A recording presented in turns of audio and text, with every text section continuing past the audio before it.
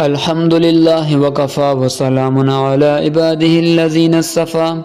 حدیث نبوی۔ قال رسول اللہ صلی اللہ علیہ وسلم: کل بنی آدم خطاء وخیر الخطائین التوابون۔ تمام بنی آدم بہت خطا کار ہیں اور بہترین خطا کار وہی ہیں جو بہت توبہ کرنے والے ہیں۔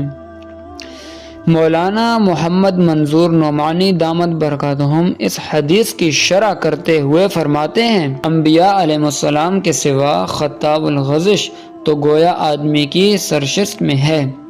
بنی آدم کا کوئی فرد انبیاء کے سوا اس سے مستثنی نہیں، مگر بنی آدم میں سے وہ بندے بہت ہی خوش نصیب ہیں جو گناہ ہو جانے کے بعد نادم ہو کر اپنے مالک کی طرف رجوع کرتے ہیں۔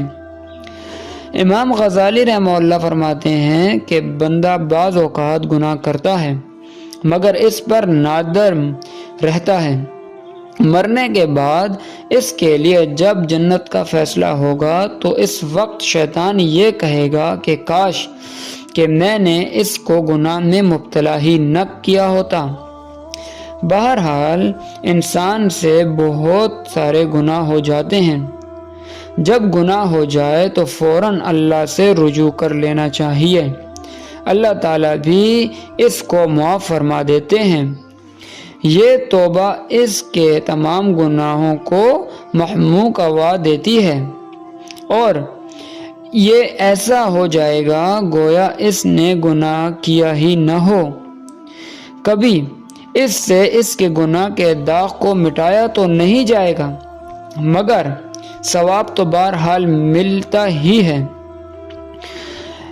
انسان کو اپنے گناہوں کی بخشش مانگتے رہنا چاہیے، جیسے کہ بعض روایات میں آتا ہے۔ ایک شاعر کا شعر ہے جس کا مطلب یہ ہے: اگر بخشے تو اے الہی تو ہی بڑے بڑے گناہوں کو بخش دے، اور کون سا بندہ ایسا ہے جس نے چھوٹے گناہ بھی نہ کیے ہوں۔ عبداللہ ابن سلام فرماتے ہیں کہ جب بندہ ایک لمحہ بھی نادم ہوتا ہے تو پلک جھپکنے سے بھی پہلے اس کے گناہوں کو معاف کر دیا جاتا ہے۔ ظالم ابھی ہے فرصت توبہ نہ دیر کر، وہ بھی گرا نہیں جو گرا پھر سنبھل گیا۔